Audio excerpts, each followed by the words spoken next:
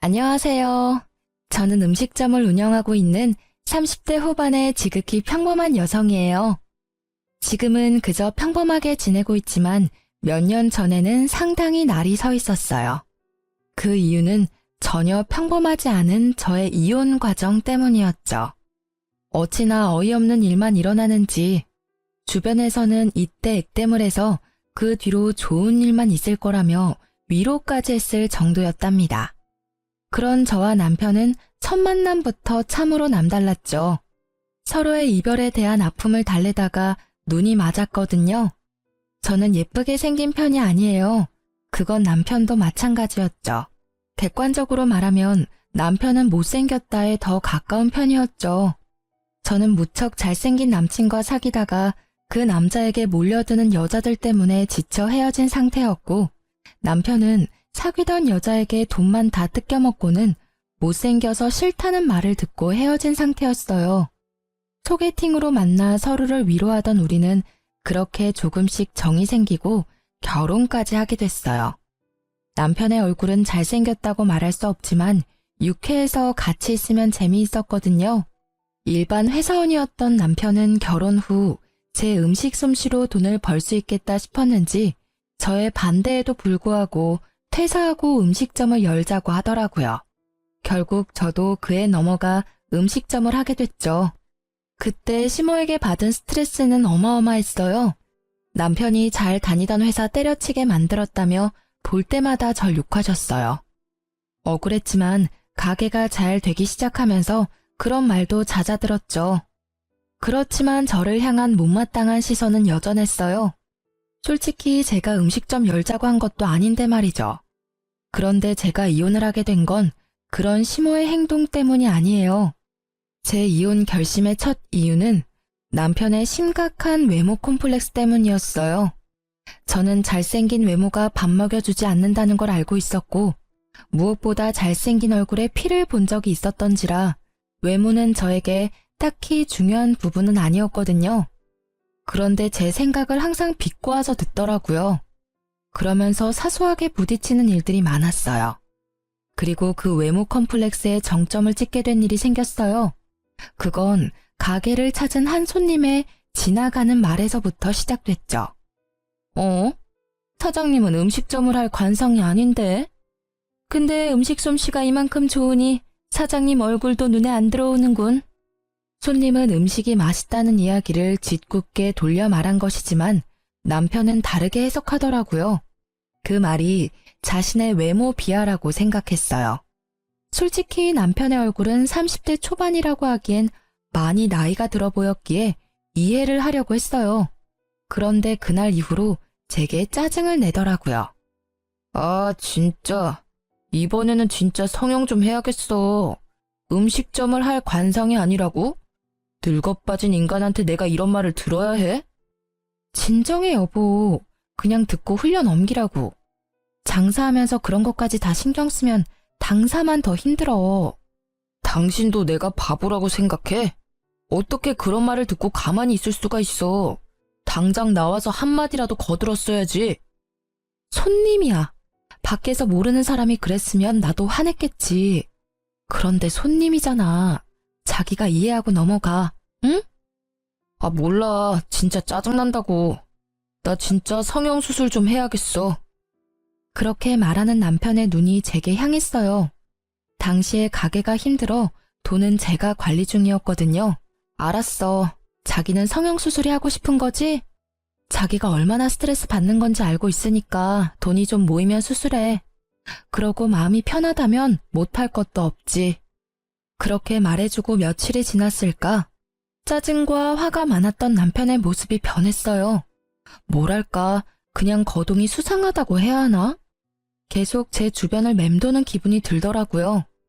와이프인데다 같이 일까지 하고 있으니 그저 기분 탓이라고 생각하고 넘겼는데 저는 괜히 그게 신경이 쓰이더라고요. 그런데 며칠 뒤 제 공책이 사라졌다는 걸 알게 됐죠. 저는 머릿속이 새하얗게 변할 정도였어요. 그 공책은 가게 메뉴 레시피를 적어둔 공책이었어요. 저는 그 공책이 없어진 게 남편과 관련이 있다고 생각했어요. 자기야, 잠깐 나 좀 봐. 할 얘기가 있는데. 그렇게 말한 그때 가게 문이 콱 열리더니 한 남자가 잔뜩 성이 난 얼굴로 성큼성큼 다가오면서 남편 얼굴에 뭔가를 집어 던지더라고요. 저는 놀라서 소리를 지르려다가 그 사람이 던진 게 제 공책이라는 걸 알고는 깜짝 놀랐어요. 잘 만났다 이 사기꾼. 내 돈 내놔, 내 돈 내놓으라고. 이딴 가치도 없는 공책을 뭐? 비밀 레시피? 지랄을 하네. 어디서 사람을 등쳐먹으려고. 빨리 내가 준 돈 가져와. 여기서 이러지 말고 밖에서 이야기합시다. 남편은 헐레벌떡 일어나 그 남자를 데리고 밖으로 나가려고 용을 썼어요.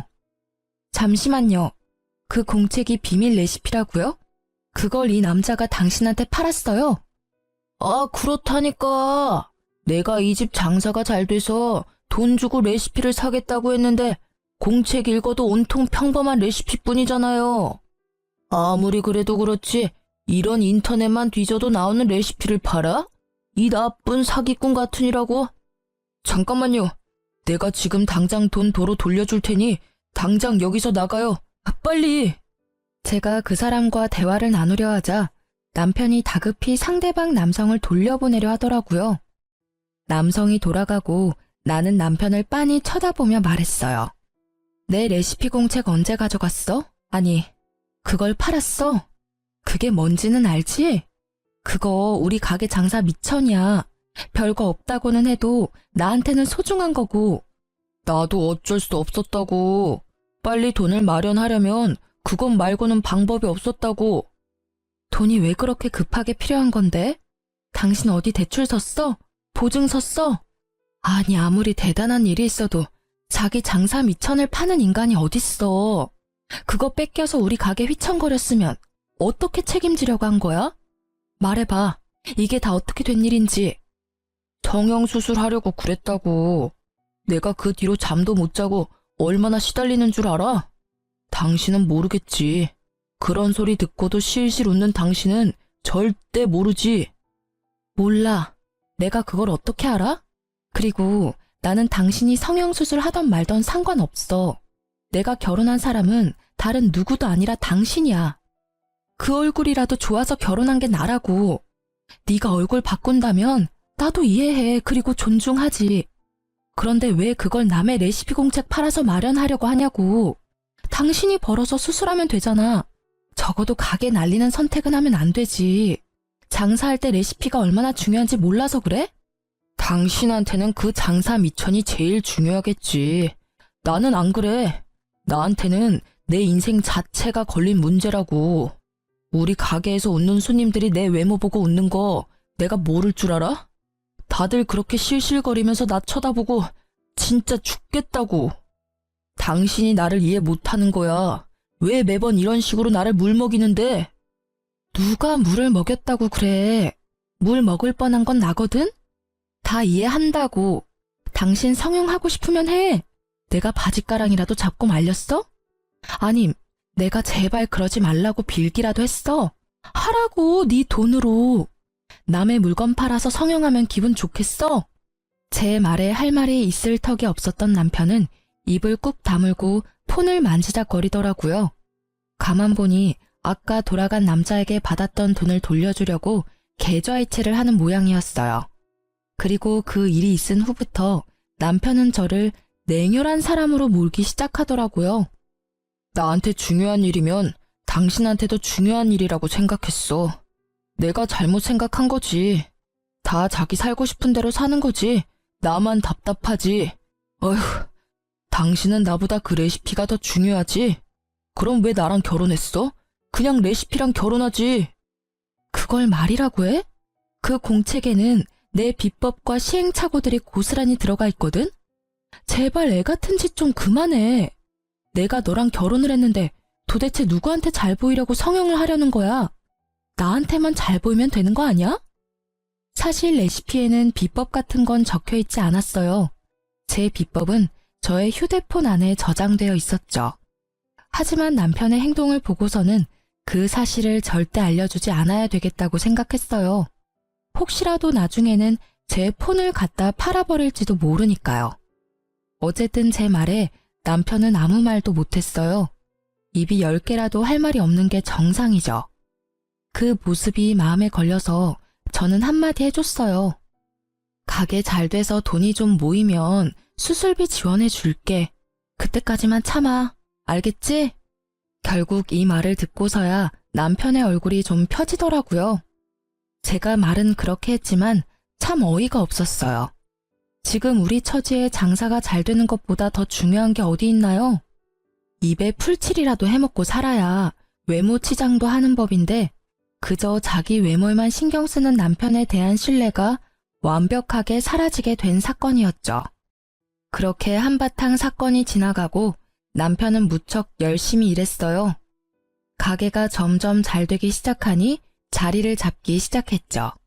단골들도 생기고 무엇보다 남편은 성형을 위한 자금을 차곡차곡 모아가고 있었죠. 그런데 언제부터인가 친구와의 약속을 이유로 늦게 들어오는 일이 생기게 됐어요. 요리를 직접 하는 사람은 저였으니 남편이 없을 때는 알바생이 일을 많이 도와줬어요. 그 사람 하나 없다고 가게가 안 되는 건 아니지만 그게 여러 번 쌓이는 걸 보니 뭔가 있나 싶기는 했어요. 이때는 솔직한 말로 남편에게 여자가 생길 거라는 생각을 단 한 번도 해본 적이 없었던지라 별 생각 없었어요. 남편이 못생겨서 그런 생각을 한 것은 아니에요. 다만 그 사람은 예전에 외모를 이유로 차인 이후로 여자에게 먼저 다가가는 것을 그리 좋아하지 않거든요. 그래서 별 신경 쓰지 않았죠. 그보다 더 신경 쓰이는 일이 매장에 생겼거든요. 어떤 한 여자가 거의 매일같이 가게를 찾는 거예요. 그것도 딱 남편이 없을 때만 골라서요. 저는 이상한 기분이 들었어요. 그 이유는 그 여자의 행동 때문이었어요. 사람 기분 나쁘도록 저를 쳐다보는 일이 많았고 이상하게 우리 가게에 관심이 많은 듯 여기저기 조심성 없이 훑고 다니더라고요. 저는 혹시 남편이 가게를 팔려고 내놨나 싶은 생각까지 했죠. 그 당시에 남편의 신뢰는 거의 바닥이었거든요. 레시피를 팔려고 한 적이 있는데 가게인들 못 팔겠어요? 그래서 그걸 의심했는데 그건 아닌 것 같더라고요. 그리고 일주일쯤 가게를 둘러보던 여자가 제게 말을 걸더라고요. 저기요, 아줌마. 잠시 할 이야기가 있는데요. 이때쯤엔 아줌마 소리에도 익숙해진 터라 별 생각 없이 네 손님 하고는 그 앞에 앉았죠. 점심시간도 훌쩍 지났고 저녁시간으로는 아직 이른 시간이라 손님이 없었기에 이야기를 들어주기로 했어요. 딱 보니 저와는 정반대의 삶을 사는 사람 같더라고요. 화려하게 풀어헤친 샛노란 머리카락에 손가락, 발가락에 칠해진 매니큐어와 페디큐어는 짙고 선명한 색상에 뾰족하고 길었죠. 게다가 코가 아릴 만큼 강한 향수 냄새까지. 행색을 보면 절대로 음식점에서 일할 사람은 아니었어요. 이런 곳에서 할 말은 아니지만 아줌마 남편이 있죠? 제가 아줌마 남편 여자친구예요.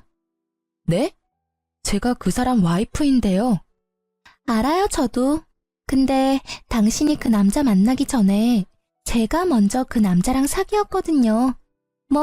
얜 여자였죠. 지금은 아직 현재 진행 중이지만. 그러니까 당신이 상간녀라는 이야기인가요? 그런 단어 말고 좀 더 다르게 표현해 줄래요? 이래서 배운 거 없는 사람은. 배운 게 왜 없어요?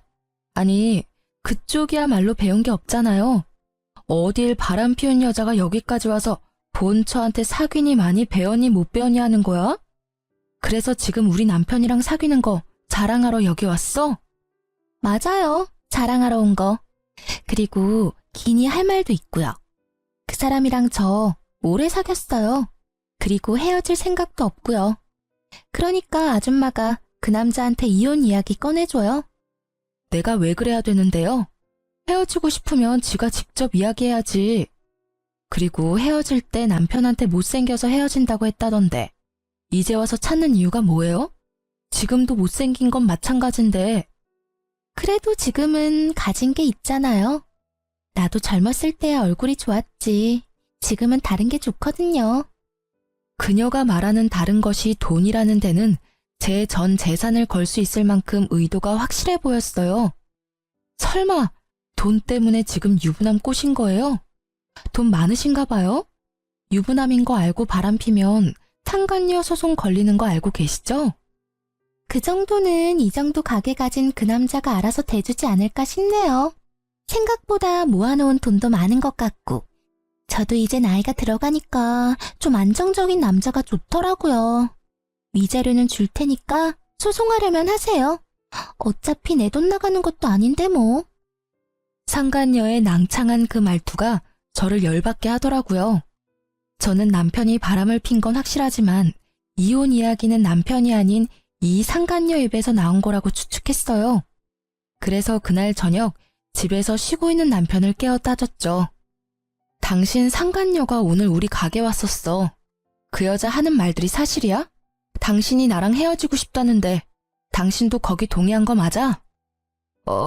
그래. 그 여자 말이 다 맞아. 내가 이야기하려고 했는데 계속 망설이다가 결국 이야기하도록 시켜버렸네.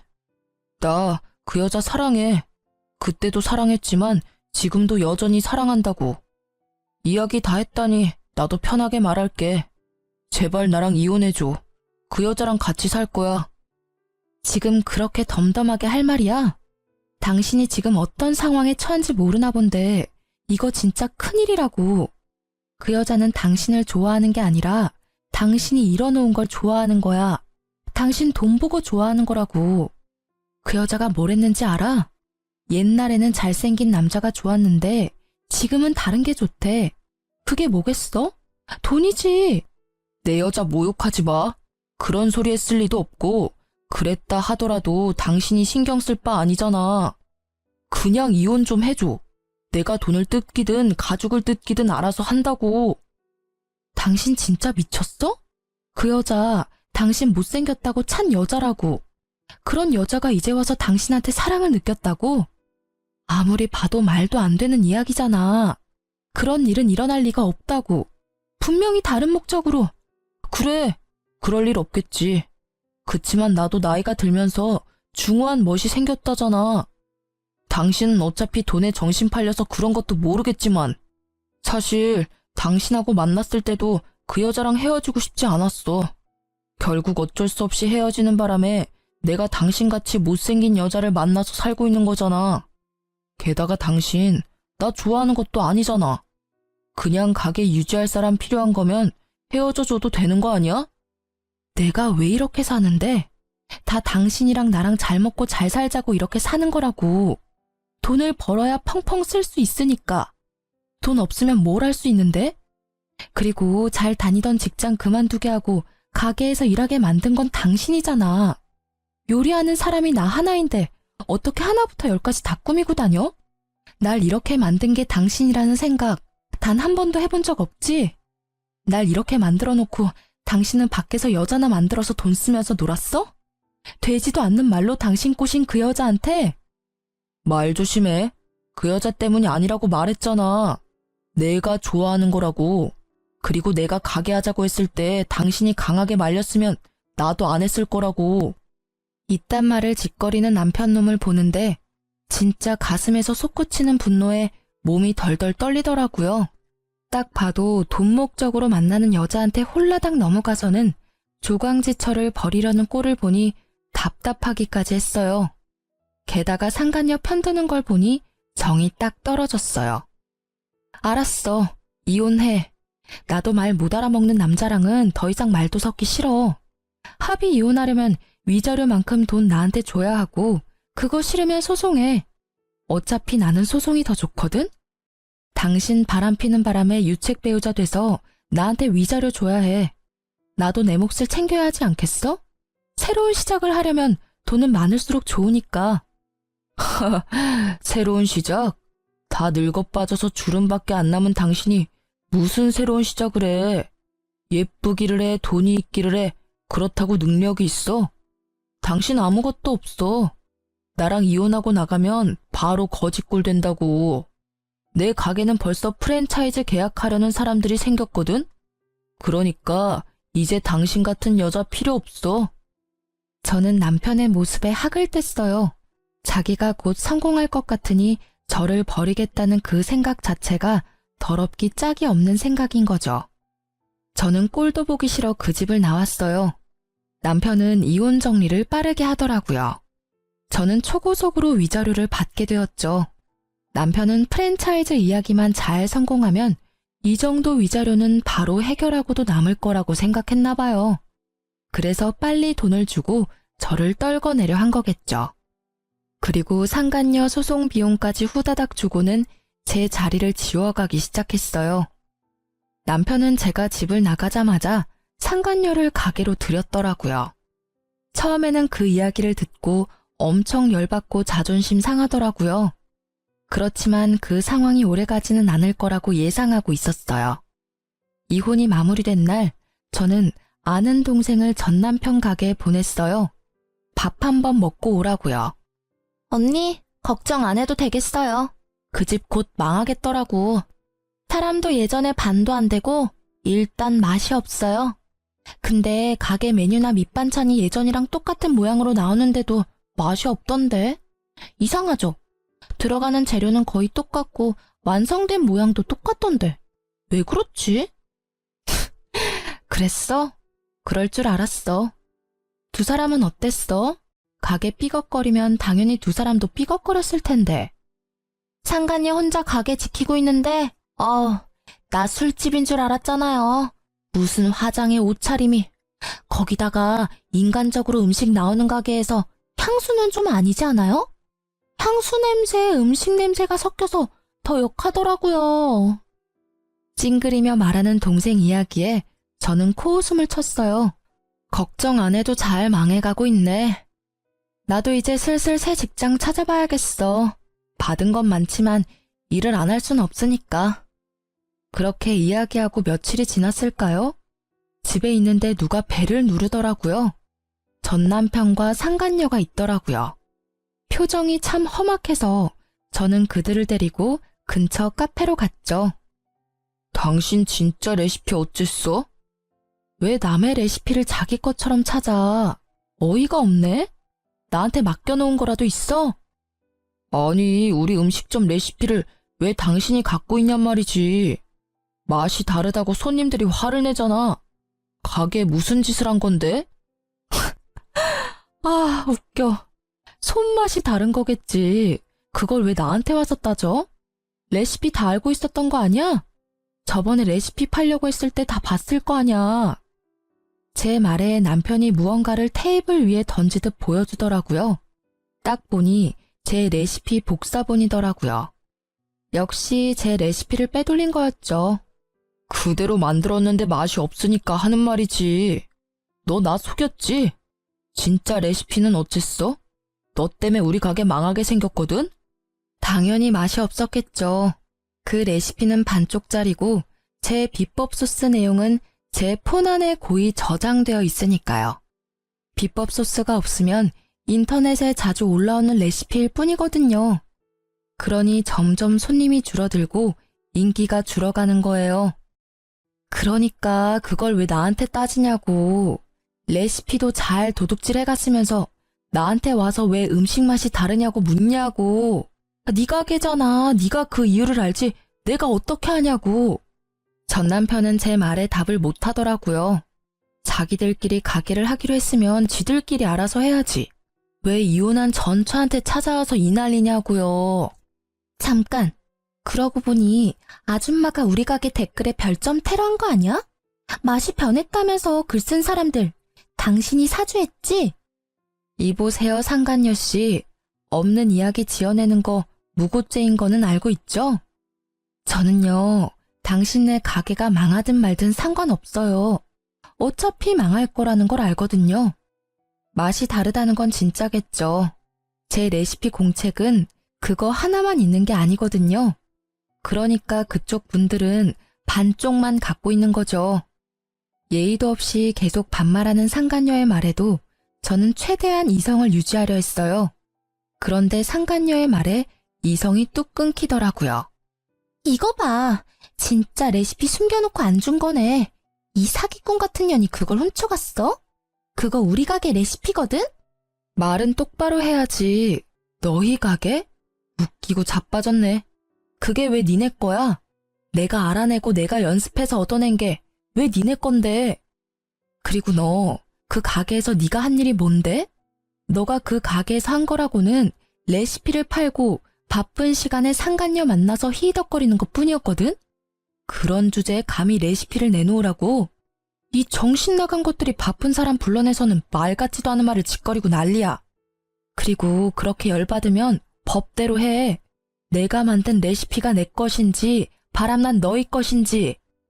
제가 나중에 알아보니 상간녀가 요리를 못해서 주방장을 들였더라고요. 그것도 인건비가 낮은 경력이 얼마 안 된 어린애를 고용해서 제 레시피대로 만들도록 지시했답니다.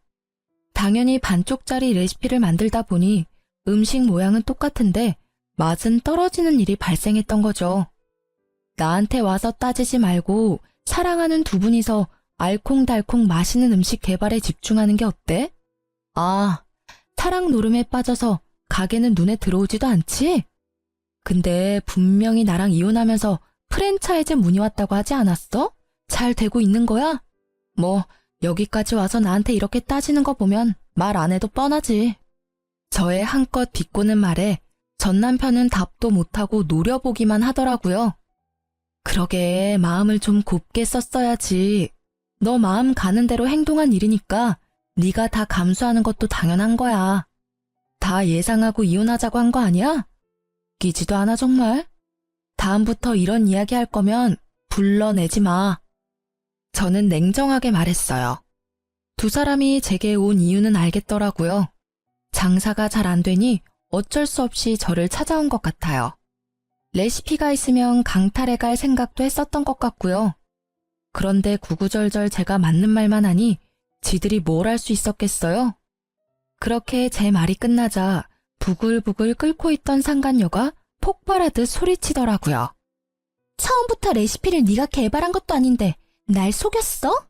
그래놓고 장사하자고 나한테 꼬신 거야? 너 진짜 아무것도 없잖아 지금. 아무것도 없긴 뭐가 없어. 너 나 좋다며. 좋아하니까 내가 하자는 대로 다 해주겠다며. 그리고 그 가게 운영하겠다고 한 건 너야. 네가 나더러 가게도 못 나오도록 만들었잖아. 내가 사장인데. 네가 얼굴 보이면 손님들이 가게 오겠어? 그것 때문에 가게 얼굴 들이밀지 말라고 이야기한 거잖아. 당신 얼굴 보면 있던 밥맛도 다 떨어진다고. 뭐? 그 전에는 아무도 그런 말 안 했어. 다들 밥만 잘 먹고 돌아갔다고. 당신이 홀을 제대로 못 보니까 손님이 떨어진 거겠지. 어디서 나한테 다 뒤집어 씌우는 건데? 다 네 탓이니까 이럴 줄 알았으면 너 같은 거 꼬시지 않는 건데. 막판에 괜찮은 놈 잡아보려다가 이게 무슨 날벼락이냐고. 가게 매출이 어마어마하다며. 나 먹여 살릴 수 있다며. 근데 이게 뭐냐고. 매일매일 손님은 줄고 돈만 계속 나가잖아. 왜 그게 내 탓이냐고. 엄밀히 따지면 이 가게에 바뀐 건 너뿐이잖아. 그럼 네 탓이지. 언제는 내가 가게에 있어서 좋다며. 못생긴 여자 있을 때보다 화사하고 좋다고 할 때는 언제고. 이제 와서 왜 그딴 소리 하는 건데? 따지고 보면 네가 레시피도 제대로 알지 못하면서 마누라랑 이혼한 게 잘못 아니야? 그 마누라랑 이혼하라고 메일 쪼았던 게 너잖아. 두 사람의 대화를 들으니 얼마나 웃긴지 저는 마치 개그 프로그램을 보는 것처럼 느긋하게 구경해줬어요. 마지막에 들리던 말에 완전 빵 터졌죠. 내가 미쳤지. 못생긴 놈 꼴값 한다더니 내가 너 돈 없으면 옆에 뭐하러 끼고 살아?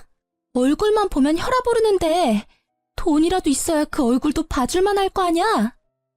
그 말을 듣고 있는 전 남편의 표정이 와그락 일그러지는 걸 보며 저는 통쾌한 기분을 느꼈어요.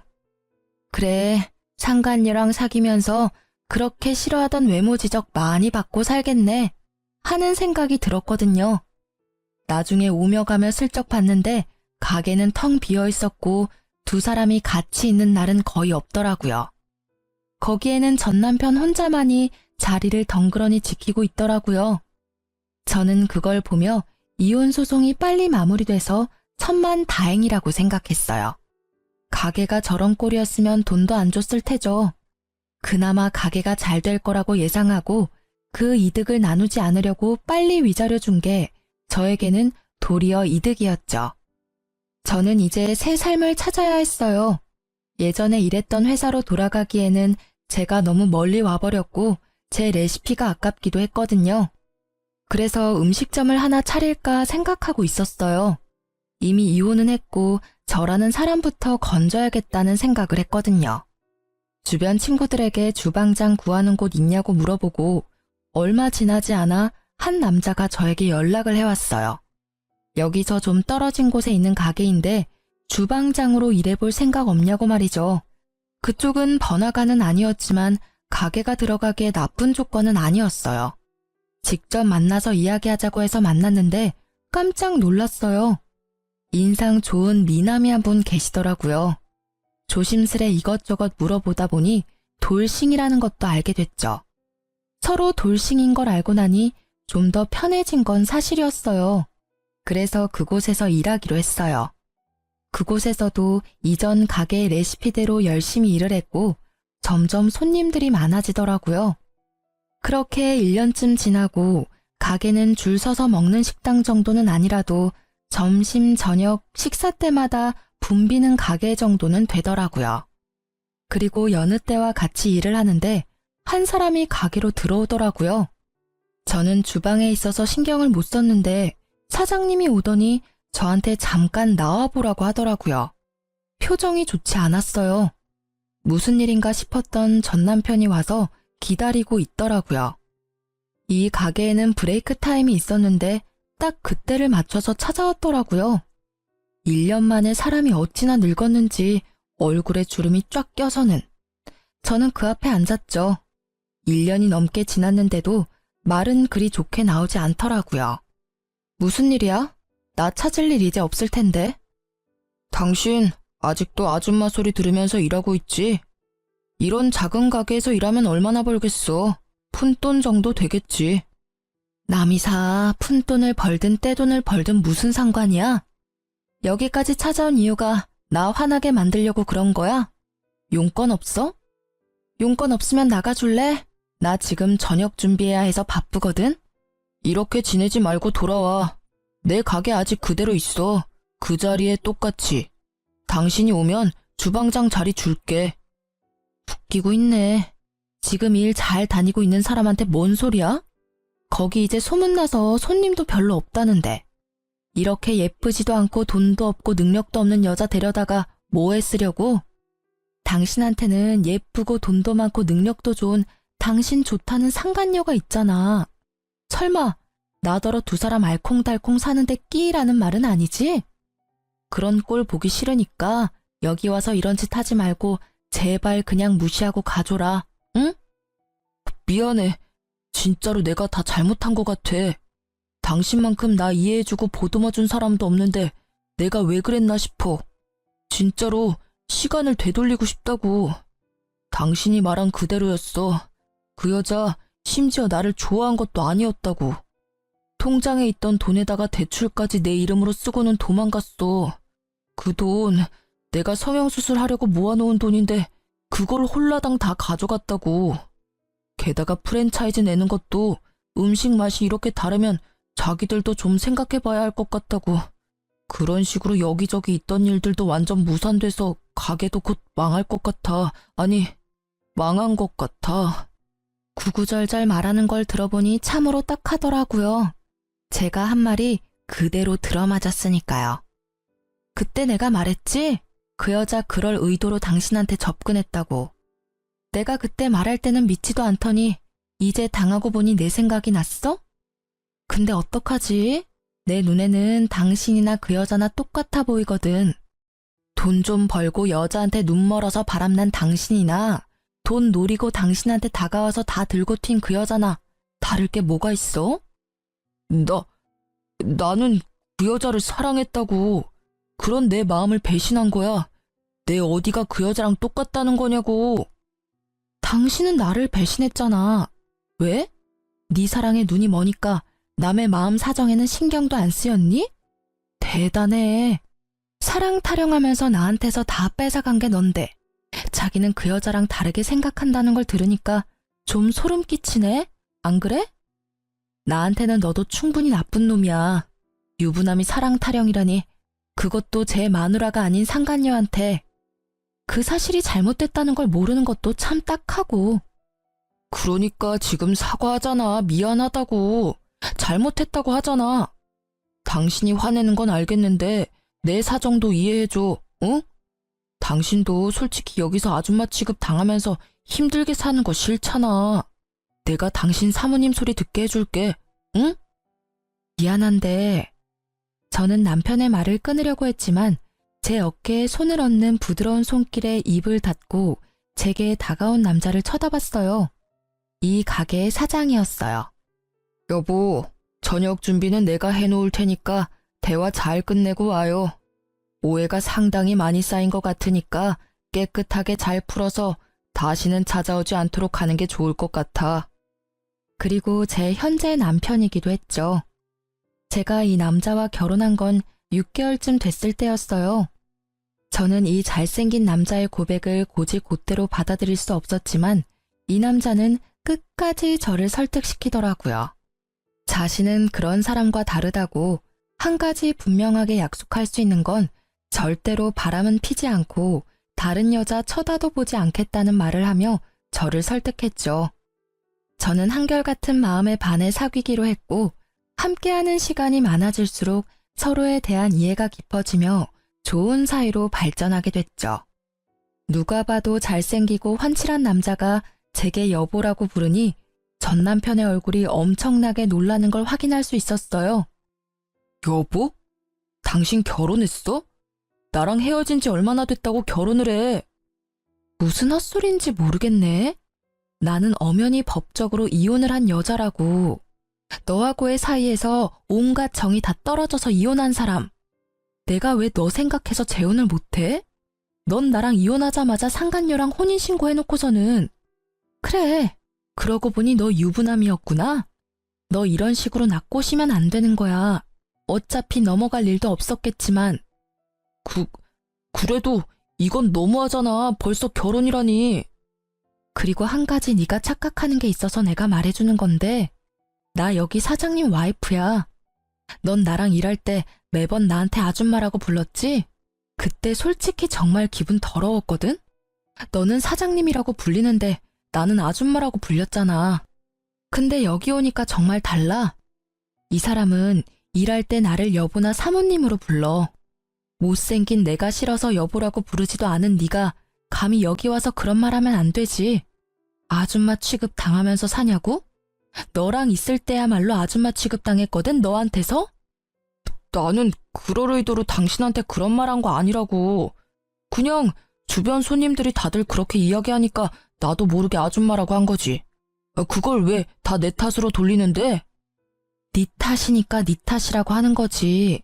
사장인 네가 날 그렇게 부르니 다른 손님들도 그렇게 부른 거라고. 그리고 솔직하게 말해줄게. 나는 너 잘생기고 못생기고 그런 건 상관없었어. 잘생긴 얼굴 가진 남자한테 피본 사람이 나잖아. 그런 내가 얼굴을 볼 거라고 생각해? 나한테 중요한 건 내면이었거든.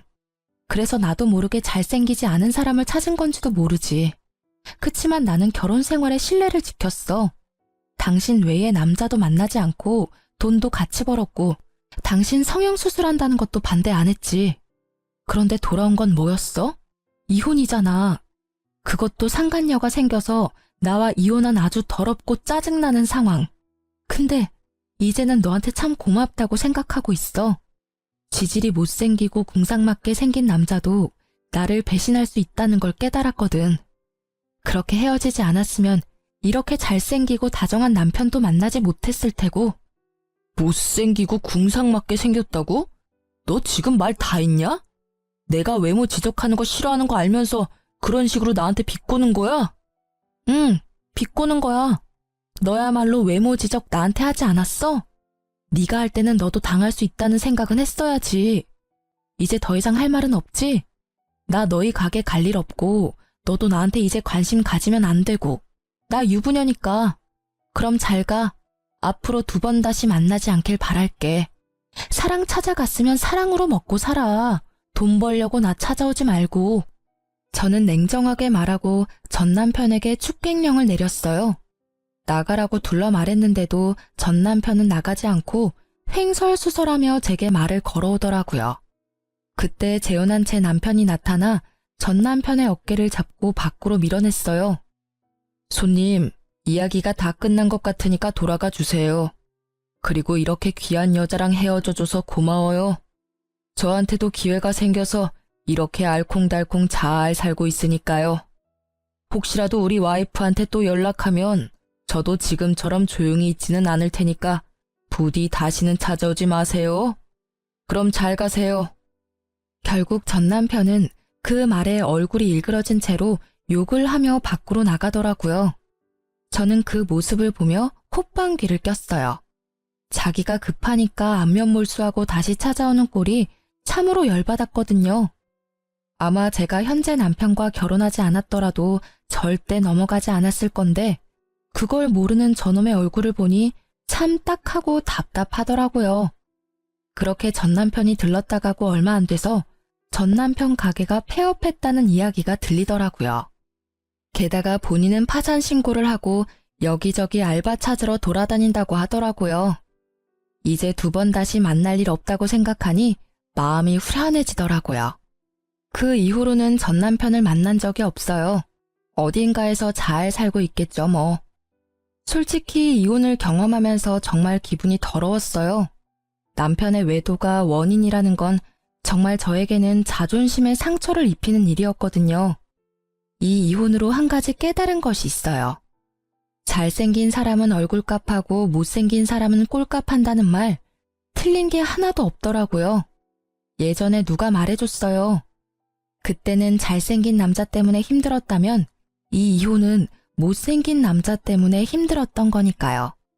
제가 당해보니 세상에 믿을 사람 하나 없고 외모의 미추보다 중요한 게 콤플렉스 없는 건강한 마음이라는 걸 깨닫게 됐죠. 지금 결혼한 남편은 얼굴도 잘생긴 편에 속하고 마음씨도 다정하고 사람이 참 건강해요. 그 덕분에 저도 마음의 상처를 치유할 수 있었던 것 같아요. 이 글을 읽으시는 분들 중에 저처럼 어느 하나에 꽂혀서 잘못된 선택을 하는 사람들이 있을지도 몰라요. 그런 분들께 꼭 말씀드리고 싶네요. 너무 거기에 휘둘려서 선택의 폭을 좁히면 저처럼 된통 당할 일도 생기게 되니 나쁜 일을 당하더라도 그걸 기준점으로는 삼지 마세요. 모든 마음을 열어두고 봐야 정말로 좋은 선택을 할 수 있게 되는 것 같아요. 긴 글 읽어주셔서 무척 감사합니다. 저는 잘 살고 있으니 이 글 읽으시는 분들도 행복하고 즐거운 하루하루 보내세요.